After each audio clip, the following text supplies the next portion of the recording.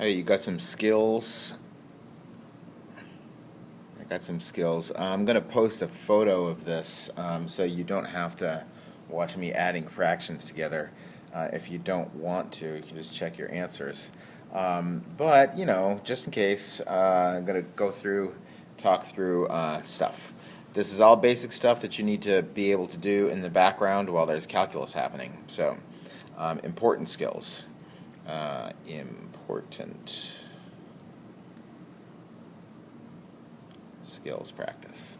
All right, so 1/2 plus 1/3. To add fractions, you got to have a common denominator. So that's 3/6 plus 2/6 or 5/6. You need to be able to do that without a calculator. When you multiply fractions, you just multiply across the top. That's 35. Multiply across the bottom, that's 6. And there's no common factors between 35 and 6, so I can't reduce that.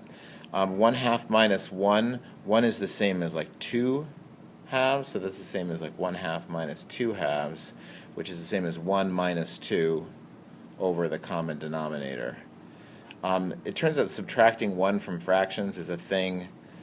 You'll learn why in a little while in calculus, why that happens pretty frequently. 9, so that's 7/7, so that's 2/7. That'd be -3/8. Ooh, 2.5 plus, well, let's see, 2 plus 3, that's 5. 1/2, which is like 5/10 plus 4/10. When you divide fractions, divided by fraction is the same as multiplied by the reciprocal of that. And now I do have a common factor here. I can multiply it out and cancel later, or I can reduce now. So 1 times 7 is 7/10. 2 to the 5th is 32. 2 to the -1, what does that mean? Well, negative sign on an exponent means flip it over. So that's the same as 1 over 2 to the 1, which is 1/2. How about this? What does this mean? Well, the bottom, the denominator of a rational exponent means you're doing that root. And this just means regular raise it to the second power. You can do those in either order, but I don't think you want to square 27 first and then try to find the cube root of that. It's way easier if you go small and then back up. So I'm going to do the cube root first. What's the cube root of 27? 3 squared is 9. All right. Now the negative sign just flips things over, so I'm going to do that last. So 2/3 squared. I just top it, blah, blah, blah, blah. I square the top, 4. Square the bottom, 9. So that's 4 over 9, but then this means flip it over. So 9 over 4. Here, same as before, I'm going to do the 5th root. The 5th root of 32 is 2. Cubed is 8. Same thing here. I'm just going to, for my very last step, I'm going to do this, and then this, and then I'm going to flip it over. So there's 3 steps. The 2 on the bottom means square root of 9 is 3.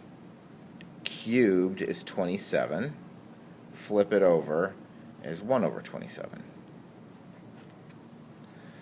All right.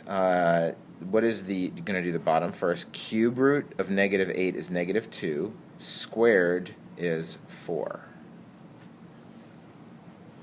And the cube root of 1 is just 1. Cube root of 1,000 is 10, so that's 1/10. Squared is 1 over 100. Flip it over is 100.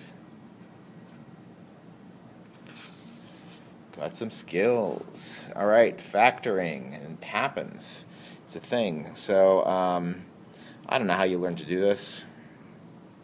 Don't really care so long as you can do it. This is just x squared in the front, so those got to be x's.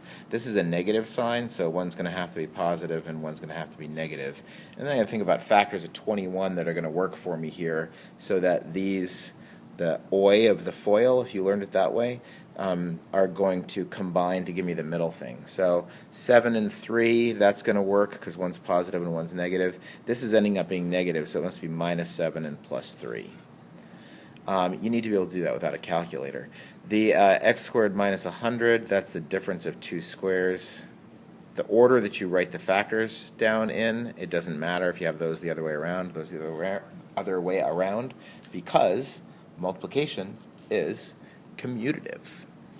All right, here, well, these all have a common factor of an x in there, so I'll do that first, bring that out, and then that looks a little bit more doable now. So what does that factor into? That factors into x plus 1 times x plus 1. You could write that out like that, or you could write it as x times x plus 1 squared, because you got two of those. Either way, okie dokie. All right, I got some common factor stuff going on here. So 3 and an x squared can factor out to the front. So what's left behind here looks like an x squared. What's left behind here looks like a 16. And then, oh, that's the difference of two squares, so I should keep going and then factor that also. All right, now this one, because it was 2x squared, that's got to be a 2x and an x. The only way two factors, since it's a prime number, is into 2 times 1. So there's no question about what those have to be at the front if this factors. And then at the back, I've got a 3. So it's got to be a 3 and a 1. Since this is positive and this is negative, they must both be negative signs. There's no way I can get the positive here and a negative here unless both those are negative, because they have to multiply together to be this and combine to be that. So let's see. It's one or the other. So if I put the 3 here, then I get the minus 3 times 2x. That's minus 6x from the outside and minus 1x on the inside of the foil, and that works out to be the right combo. Here, 3x and x. It looks like I'm going to have a positive and a negative. It does matter where I put them, because the 3 is going to hit this and not this when I multiply out the outside-inside part of the foil. So let's see. I could do 4 and 4, which would give me, if I do 4 here, it'd be 4x, and then that would be, no, that's not going to work. So I could do 2 here. It looks like what's going to work is if I put a 2 here, that gives me 6x, and if I put an 8 here, that gives me 8x, and those are different by 2. Now, it's coming out to be negative, so the minus 8x and the plus 6x is going to be what works. If those ones really stress you out, don't worry about that too much. We're not going to do that a whole heck of a lot. But that's a skill that you should have. I've been doing that since Algebra Uno. All right. So solve these equations. This is just more factoring and understanding what factoring can be used for, that it can help us solve equations. So here this is x minus 2 and x plus 2 equals 0. The cool thing about things being equal to 0, when you have a product here, the only way you can multiply things together and get 0 is if one of the things is 0. 0 is the only number that's like that. You could have a bunch of things multiplied together equal to 1, and there's like bazillions of ways, actually infinitely many ways, that could happen. But when you have multiplication that's equal to 0, one of the things in the product has to be 0. It can't happen any other way. So that means either this is 0, which happens when x is 2, or this is 0, which happens when x is negative 2. So those are the two solutions. Here, we're going to factor this thing, and same deal. Either this is 0 or this is 0, right? 3 would make this equal to 0, 1 would make that equal to 0. Number 25, more factoring. Then you've got x plus 4 and x plus 1. The order you write them down in does not matter. So what x values are we talking about? Well, what makes this 0? 0. What makes this 0? Negative 4. What makes this 0? Negative 1. There's 3 solutions. Here, what should I do? Well, you should get everything on one side, so it's equal to 0. because 0 is the place you want to be at. You want it to be equal to 0 so we can exploit this property. And then you get a factor. And then you're going to say x is going to be 0 or 5. Now, if you did this one, if you say, oh, I just divide by x and then x equals 5, that's fine, but you missed the 0 answer there. And obviously 0 works, right? You can check your answers. So it's really better, even if it looks like there's another option, get everything on one side equal to 0, and then do the magic. Looks like this one is going to be 2 negatives. And let's see, so 3, it's got to be a 3 and a 1. So it's either 3, 1. If the 3 was here, that'd be 3x and then a 2x. That's what we need to get the 5. If it was the other way around, then I think it's the same as one we did on the other page. So let's see, what makes this equal to 0? If you can just do that in your head, that's okie dokie with me. So if you want to write it out, that's the little bit of algebra there. But you know, maybe you can see that without having to write out those steps. Just be careful if you're going to shortcut stuff. And then this is obviously just 1. Cool. All right, how about this? Let's see. What do I do here? You get everything on one side. Put the terms in the right order. And then you factor. X looks like for here it's going to be a minus 3 and plus 1 is going to work for us. So x equals, that's 3 and negative 1. All right. How about this here? What's the directions say? Rewrite each of the following using negative and or rational exponents. Answer should have no variables in the denominators and no radicals. Okay, so this is just getting comfortable with what exponents mean. So the fourth root of x, that's the same as x to the 1/4. How about this? This is the same as 3x to the negative 4, which is not the same as 3x to the negative 4. Right? That would put the 3 on the bottom to the 4th power, and it's on the top, and it's to the 1st power. So it would be this. Oh, there it is. Look. Well, not quite. So that's 3. I would write this as 1/3 x to the negative 4. This would be wrong because if you put the 3 inside the parentheses, the 3 is also getting raised to the 4th power. That would really be like 1/81 x to the negative 4. So that's a good way to write it. You could write it as x to the negative 4/3. That's the same thing. Here, this is x to the 7th to the 1/3 power. That's x to the 7/3. How about this? I wonder what your teacher wants you to do. He might be thinking, am I supposed to do a common denominator? You could try to do that if you want, but I was just thinking you'd do that. That's all. And here, let's see, that's x squared times x to the 1/2. That's the same as the square root of x.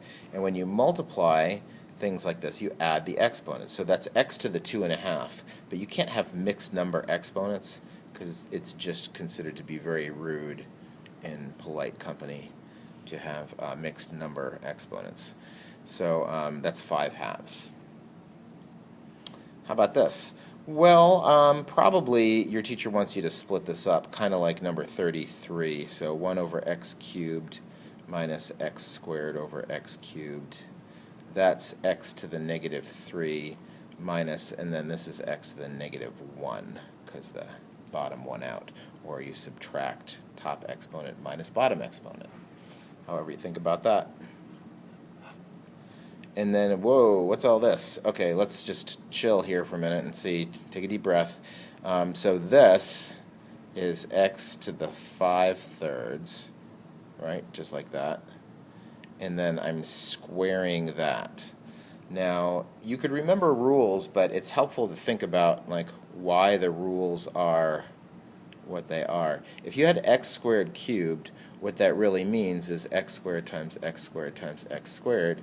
And what that really means is you got 6x's stacked up here, so that's like x to the 6. So when you have this situation, an exponent raised to an exponent on the outside like that, then you multiply them together. So I need to multiply these, so that's 10 thirds. Skills. All right, writing equations for lines. If I want something that's parallel to this and goes through this point, I'm going to remind you, you can do all your y equals mx plus b stuff, that's fine, but for calculus class, the form of the equation for a line that is going to be the most useful for us, and also happens to be pretty much the easiest a lot of the time, is point-slope form. If you've got a point, like let's say x1 comma y1, and you know that it has the line you're talking about has a slope of m, then the equation is y minus whatever your y coordinate is equals the slope times x minus the x coordinate that you have. This is called point-slope form.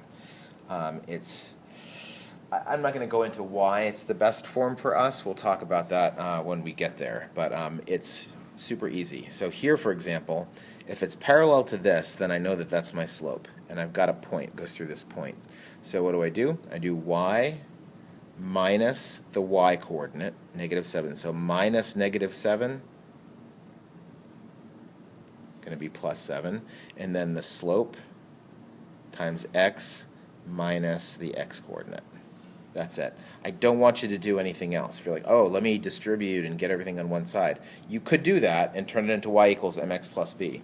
But we, for reasons that you will understand someday, prefer it in this form. Okay? I'm not trying to make it easier for you. I'm trying to convince you that that's actually better for us in the long run. All right, so perpendicular to this. This is in y equals mx plus b, so that's the slope. If you want to be perpendicular to that, you got to flip it over and change the sign. That's how that game works. So now I've got my slope and I got my point, so I just have to write it in point-slope form. Y minus,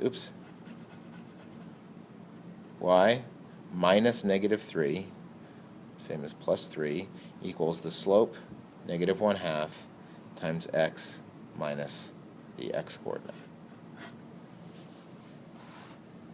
All right, how about a line that goes through these 2 points? Well, it looks like I'm going to have to find the slope myself. So that's y minus y over x minus x. Y minus y over x minus x. It doesn't matter which way you go, as long as you go the same way. I could have gone y minus y over x minus x. That would have given me -1 over -5, which is the same as 1/5. So there's my slope. I can use either one of these points, so I'll write it both ways. If you use the first one, y minus 5 is equal to slope times x minus 2. You could do that. Or you could do y minus 4 is equal to 1/5 times x minus plus 3, minus -3. Now, if you're thinking to yourself, okay, wait a minute, which one of these is really the right line, though? Those are the same line. Those are 2 equations for the same line. If you want to, you can distribute and add the thing over to the other side and convince yourself that that's true. But I promise you it's the same, and they would both be correct. The perpendicular bisector of the segment, perpendicular bisector, okay. So perpendicular, let's see what my slope is here. I got y minus y, that's 10, over x minus x, that's 4, which reduces to 5/2. If you want to go perpendicular, that's perpendicular to -2/5. So there's my slope. And now it's going to go through the point that is the perpendicular bisector. That means I need the midpoint of this. So that's pretty easy. What's exactly halfway in between 5 and 1? 3 is. If you have a hard time seeing that for whatever reason, you just average them, add them together, and divide by 2. And then what's halfway in between 1 and negative 9? Negative 4 is. So now I got my slope and my point. Y plus 4 equals negative 2/5 times x minus 3. Boom. How about that? 20 minutes.